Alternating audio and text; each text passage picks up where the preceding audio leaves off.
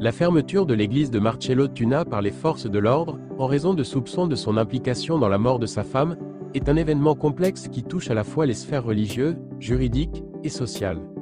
Marcello Tunasi, une figure influente du christianisme évangélique en République démocratique du Congo et dans d'autres pays d'Afrique francophone, voit son ministère affecté par ces accusations graves.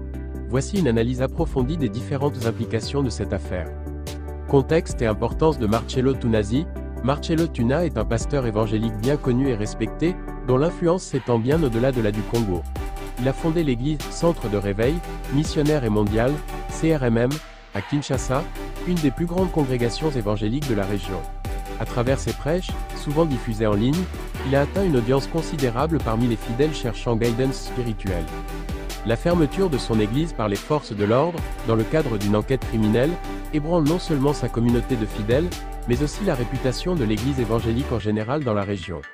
Marcello Tunasi est perçu comme un guide spirituel charismatique, et toute accusation à son encontre soulève des questions sur la moralité et l'intégrité des figures religieuses influentes. L'impact des accusations sur la communauté religieuse.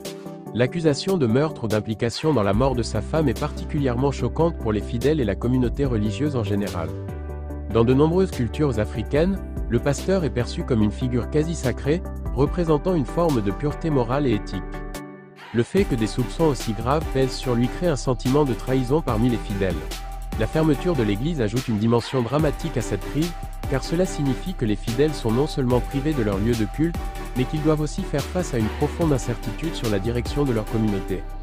De plus, l'église de Marcello Tunasi n'est pas seulement un lieu de culte, mais aussi un centre de soutien moral et spirituel pour de nombreuses personnes. Cette fermeture perturbe la dynamique de la congrégation et pourrait entraîner une désillusion généralisée. Les implications juridiques. L'intervention des forces de l'ordre suggère que les soupçons qui pèsent sur Marcello Tuna sont suffisamment graves pour justifier une enquête criminelle. Dans le cadre d'une enquête pour meurtre ou homicide, les autorités ont un rôle crucial à jouer pour établir les faits. La fermeture de l'église peut être perçue comme une mesure de précaution visant à préserver les preuves ou à éviter toute influence sur l'enquête.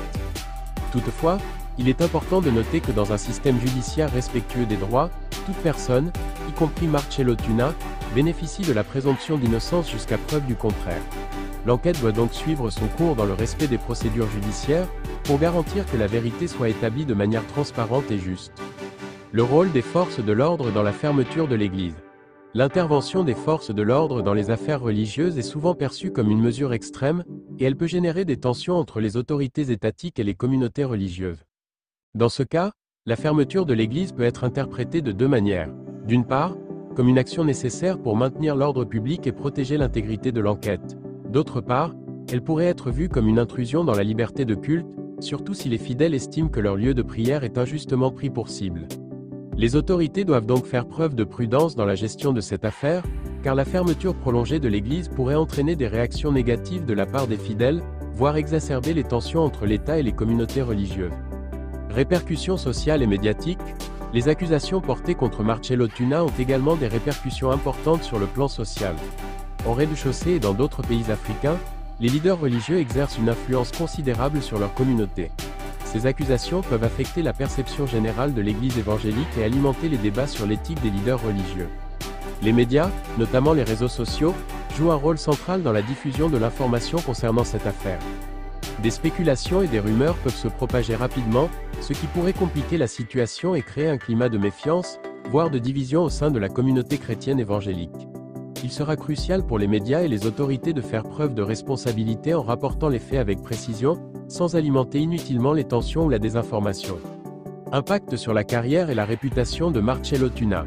Quelles que soient les conclusions de l'enquête, cette affaire ternit déjà la réputation de Marcello Tuna. Pour un leader religieux, être impliqué dans des accusations aussi graves affecte irrémédiablement son image publique et sa crédibilité.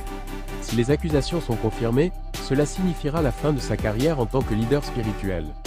En revanche, si Tuna est innocenté, il pourrait tenter de restaurer sa réputation, mais le chemin vers la réhabilitation pourrait être difficile. Il sera intéressant de voir comment Tuna et ses partisans réagiront à ces événements.